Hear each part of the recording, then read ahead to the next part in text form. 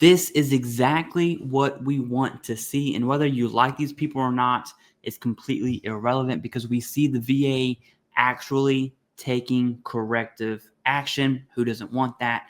And reallocating taxpayer dollars to be spent towards veterans benefits versus public affairs software. I'll explain that here in a second.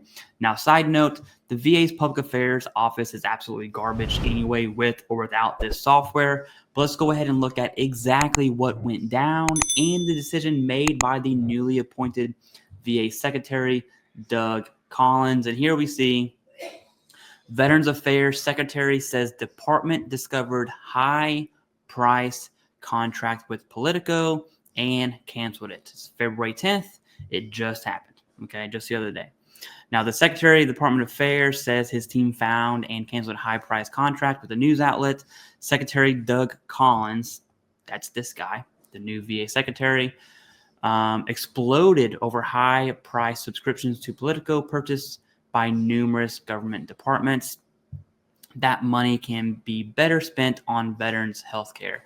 Secretary Doug Collins is very focused on VHA, in case you're wondering.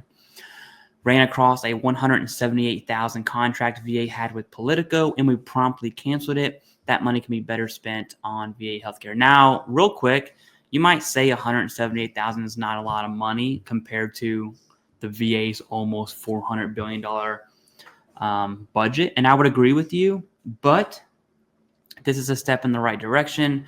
And something that I try to base my life off of, I'm not always the best at it, is how we do anything is how we do everything. And so this is a great step in the right direction, in my opinion. And it shows the posture of the new VA administration with Doug Collins and the other secretary, Paul Lawrence, I believe his name is. Now, Politico was among some of the news outlets identified as receiving money from the federal government, but the money was discovered to be tied to trade subscriptions for professionals working with the government. Okay, so it's a little different. That's what I'm going to explain here.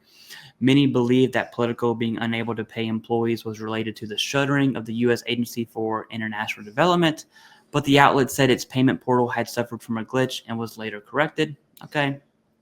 White House Press Secretary Caroline Leavitt, I've probably butchered that, the blonde lady that does the press conferences, addressed the controversy on Wednesday and said the Department of Government Efficiency would work to shut down all the payments to Politico. Now, that's outside the VA. There's obviously other payments.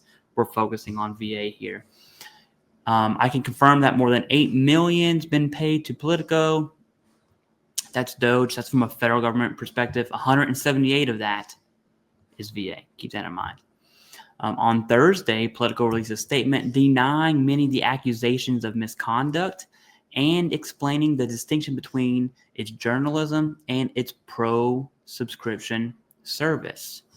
That's the issue here.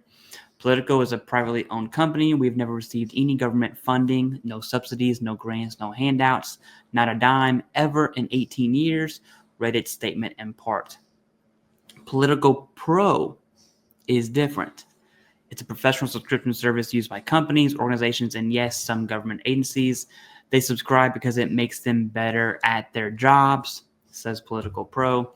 They continued, this is not funding, it's a transaction, which is true. It's a government contract. So keep that in mind as well, right? Just as the government buys research equipment, software, and industry reports, some online voices are deliberately spreading falsehoods. Also true. The budget for the VA was $369 billion, according to the request for 2025 funding. Now, if you just Google Politico Pro, you'll find this. And right here explains exactly what it is, okay? As a leading public affairs software, Politico Pro gives you the inside scoop on the public policy and players that matter to you most. Stay informed and ahead with to-the-point news and automatic tracking of government affairs and policy. Keep pace with the help of experts who act as an extension of your team. With this kind of elite access, you can be a leader in your policy arena. Okay, so it lets you get the news faster.